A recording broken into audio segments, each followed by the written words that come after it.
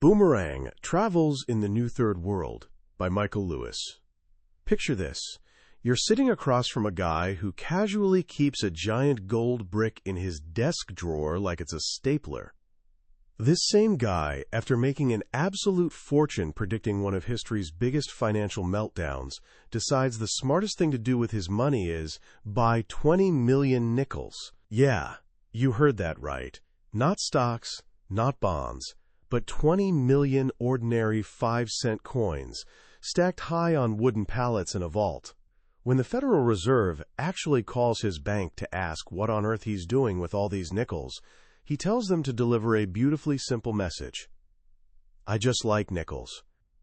Meet Kyle Bass, a Texas hedge fund manager who becomes our unlikely tour guide into Michael Lewis's wild book, Boomerang.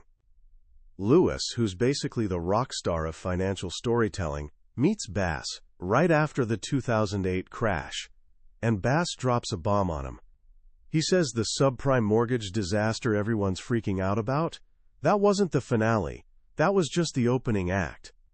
The real crisis, the one where entire countries would go belly up, was still coming. Lewis's first thought? This guy might be completely insane. Here's a Texan driving a Hummer with bumper stickers reading "God bless our troops, especially our snipers," who spends his evenings hunting beavers with military-grade rifles, now predicting the collapse of Western civilization. It sounds like the plot of a summer blockbuster. But then, one by one, the dominoes start falling exactly as Kyle Bass predicted. And Michael Lewis realizes he's stumbled onto one of the most fascinating stories of our time. In Boomerang, Lewis takes us on what's basically a financial disaster road trip across the globe, from the frozen landscape of Iceland to the sun-drenched chaos of Greece, from the eerily empty suburbs of Ireland to the rule-obsessed heart of Germany, and finally, back home to the sprawling contradictions of California. What he discovers will blow your mind. The 2008 financial crisis wasn't just about numbers and debt, it was about character. It was about what happens when you hand entire societies a magic credit card with no spending limit. As Lewis brilliantly puts it, it was like telling the whole world, the lights are out, you can do whatever you want and no one will ever know. And what each country chose to do in the dark? Well, that tells you more about them than 1,000 history textbooks ever could. By the time we're done here, you won't just understand how a global financial crisis works. You'll have a completely new way of seeing the world. A lens for understanding the hidden desires, fears, and follies that drive entire nations. This is the story of what we become when we finally get everything we think we want. Our journey starts, just like it did for Kyle Bass, with a strange fixation on a small, remote island in the North Atlantic. A place he loved from playing the board game Risk as a kid, because from there you could attack anyone. That island was Iceland. For 1,000 years, Iceland was a nation of fishermen. Tough, resilient, deeply practical people who'd figured out how to survive against impossible odds. But in the early 2000s, something shifted. The world of high finance, with its seductive promises of instant wealth, washed up on their shores. And this entire nation of 300,000 people looked at Wall Street and basically said, yeah, we can do that. And for a while, it actually seemed like they could. In just 3 years, Iceland's 3 main banks went from holding assets equal to their country's economy to holding assets more than 10 times its size. One economist told Lewis it was the most rapid expansion of a banking system in the history of mankind. Suddenly, fishermen didn't want to fish anymore. They wanted to be investment bankers. University students abandoned fishing economics and swarmed into financial engineering courses.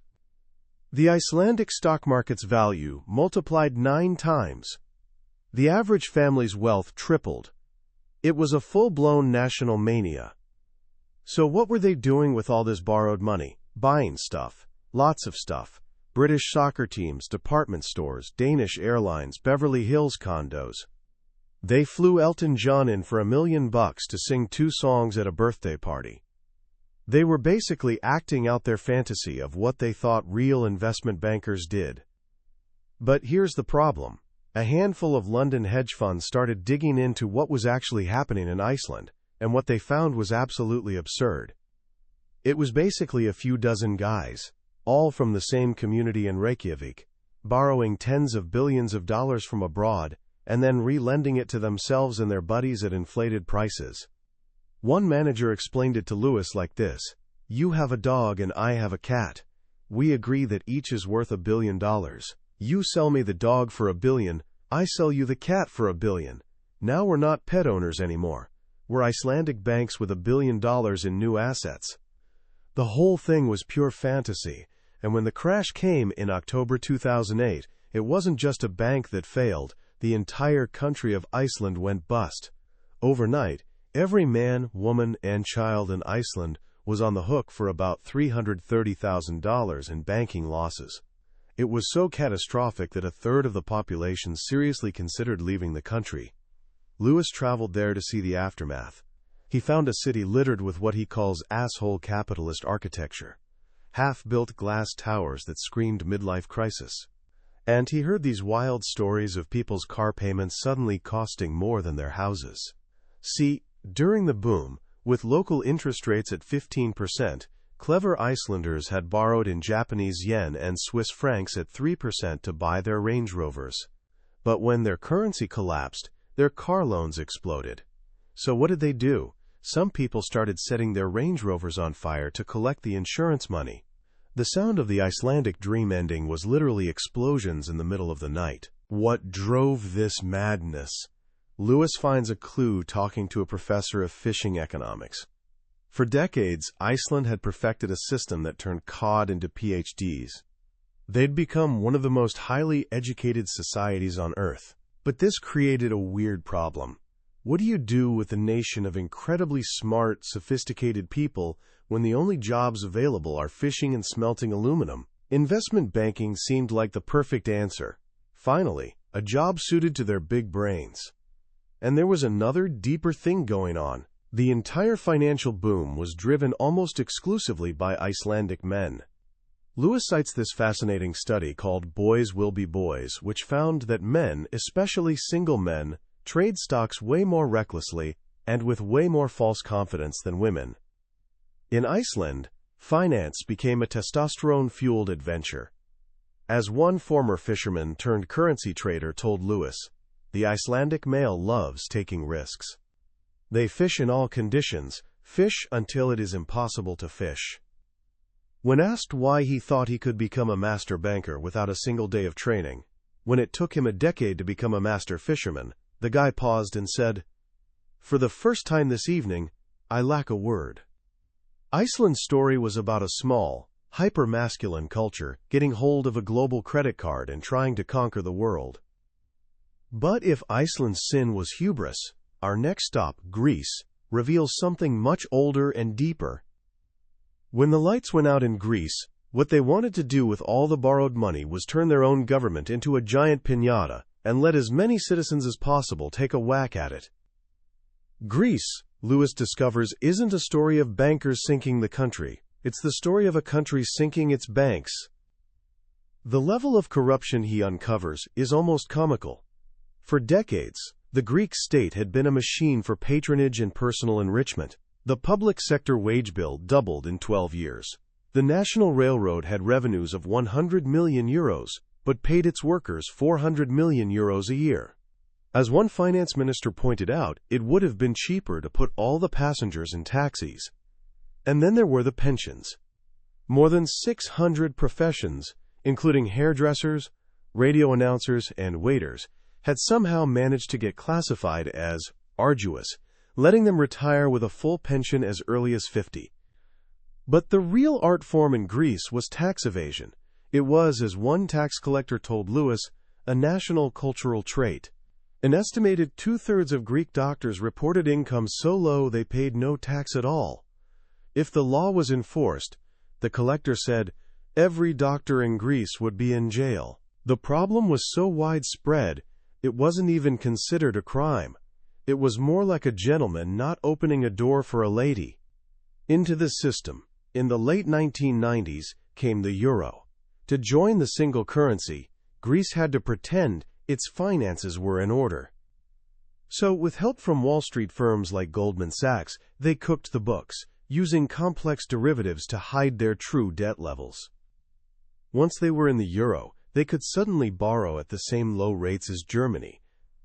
The piñata was suddenly stuffed with hundreds of billions of dollars. The result was total moral collapse. Lewis finds a society with almost zero civic trust.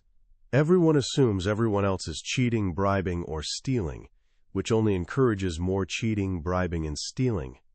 It's a collection of individuals where the guiding principle is every man for himself. So what finally brought this system crashing down? In a twist only Michael Lewis could uncover, the scandal that toppled the Greek government and exposed the country's bankruptcy didn't come from a bank or a politician. It came from a remote, 1,000-year-old monastery. The Vagopaidi Monastery, on the holy peninsula of Mount Athos, was a crumbling ruin until the early 1990s, when a group of energetic young monks, led by an abbot named Father Ephraim, took over. They were brilliant fundraisers. They got money from the EU for cultural restoration. They even got the Spanish government to pay reparations for damage done by Catalan mercenaries in the 14th century. But their masterstroke was discovering an ancient Byzantine deed in the monastery's archives, granting them ownership of a lake in northern Greece. The lake itself was worthless. But the monks, led by Father Ephraim and his shrewd CFO, Father Arsenios, used their political connections to swap that worthless lake for prime government-owned real estate, worth, by some estimates, over €1 billion. When the story broke, the Greek people weren't outraged by decades of political corruption. They weren't outraged by the tax cheating. They were outraged that a bunch of monks had come in and exploited their corrupt system better than they could. The scandal brought down the government. A new prime minister came in, and for the first time, he was forced to reveal the true catastrophic state of the nation's finances. The piñata had finally burst. From the chaos of Greece, we travel to Ireland, a country whose story is somehow even more tragic. If the Greeks used foreign money to plunder their own state, the Irish used it to buy their own country from each other. Ireland in the late 1990s was the Celtic tiger, an economic miracle nobody saw coming. A nation that had been one of Europe's poorest for centuries suddenly became one of its richest. Nobody was entirely sure why. One fascinating theory Lewis uncovers from two Harvard demographers is that the boom was triggered by the legalization of contraception in 1979. A falling birth rate meant more working-age people relative to dependents, creating a demographic sweet spot. Whatever the cause, the Irish went from being abnormally poor to abnormally rich without ever experiencing normal. So when the wave of cheap money arrived, they were in a vulnerable state of mind. They decided to get rich by building houses for each other.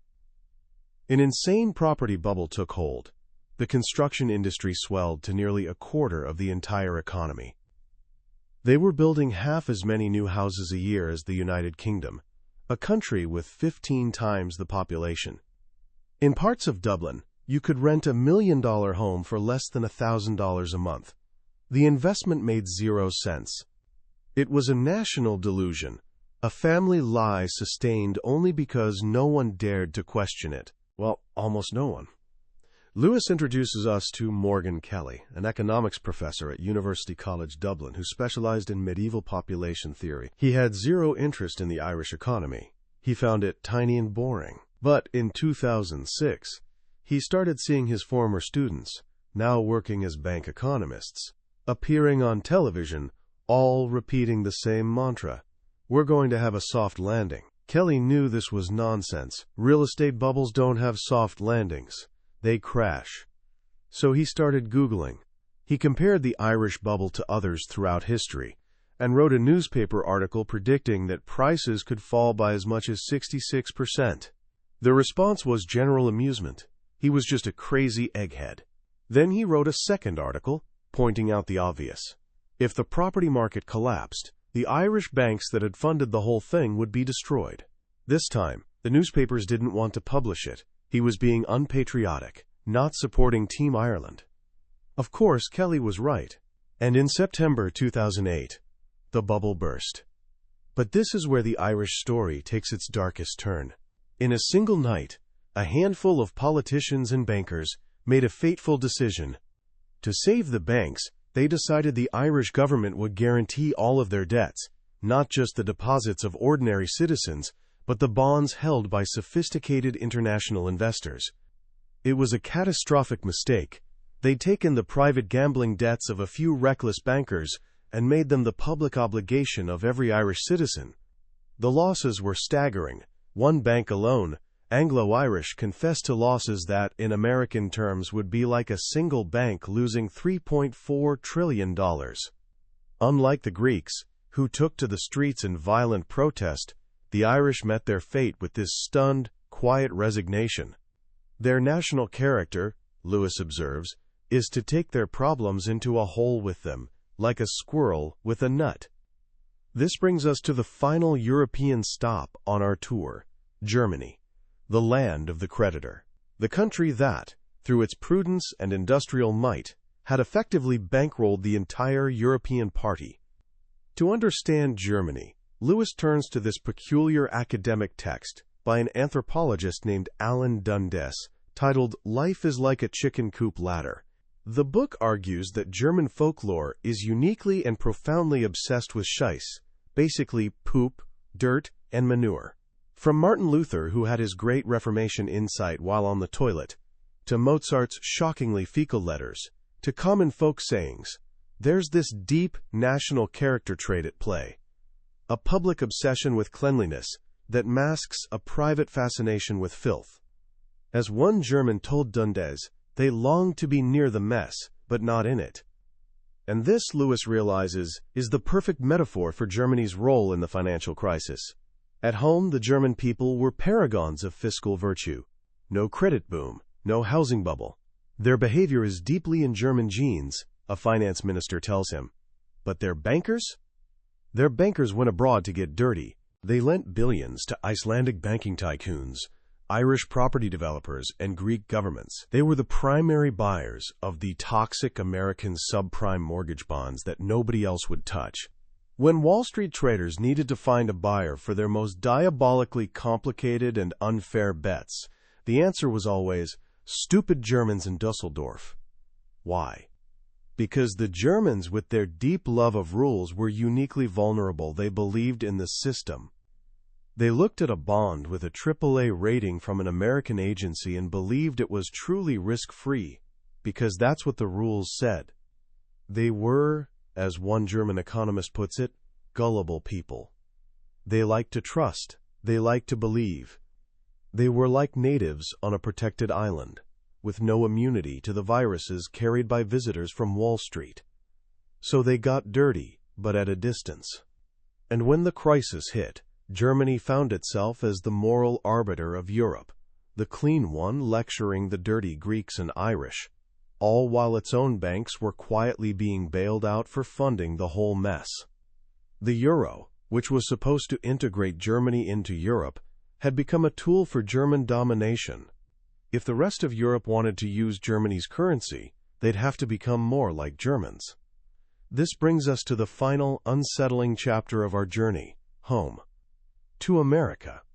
Specifically, to California, a place that Meredith Whitney, the analyst who famously predicted the Citigroup collapse, called the scariest state. Lewis shows us a state that is, in many ways, a mini version of the entire global crisis.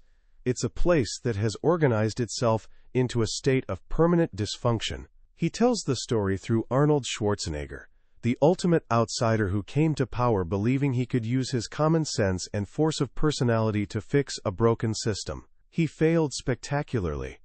He discovered a political machine designed to prevent anything from getting done. Highly partisan legislators elected from gerrymandered districts who required a 2/3 majority to pass any new tax. And above it all, a population that, as one analyst puts it, wants services but doesn't want to pay for them. The people of California, much like their government, had a deep addiction to debt. The result is a slow-motion collapse. The state's long-term future gets sacrificed for its short-term desires. The budget for the world-renowned University of California system gets slashed, while spending on the prison system explodes. The head parole psychiatrist for the state prison system in 2010 was California's highest-paid public employee, making over $800,000. The pain of this dysfunction gets pushed down to the cities. We visit San Jose, where the mayor, Chuck Reed, is dealing with what he calls service-level insolvency. The city isn't bankrupt in the traditional sense, but its pension obligations to retired city workers are growing so fast, they're eating the entire budget. They've closed libraries, cut back parks, and laid off police officers and firefighters for the first time in history. The city is becoming nothing more than a vehicle to pay the retirement costs of its former workers. And finally, we visit Vallejo, the city that hit absolute rock bottom.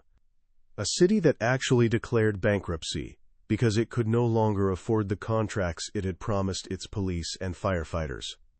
The city hall is empty, the traffic lights are permanently blinking, and foreclosure auctions happen on the front steps.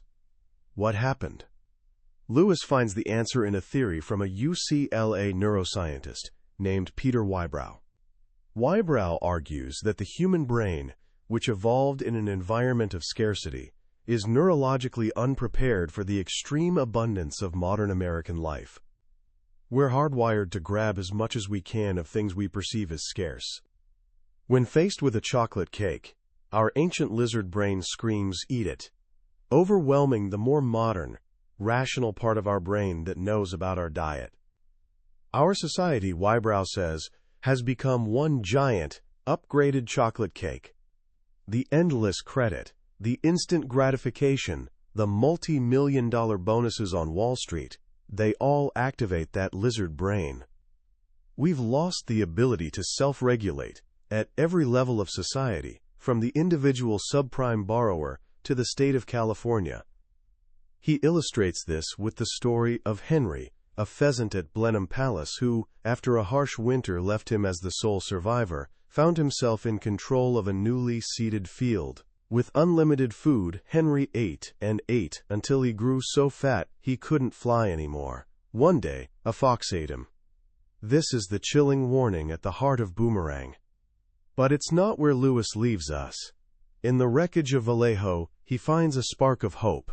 He meets the new fire chief, a guy named Page Meyer who's forced to completely rethink his profession. With half the resources, he has to find new, more efficient, smarter ways to do the job. He has to cope with an environment of scarcity.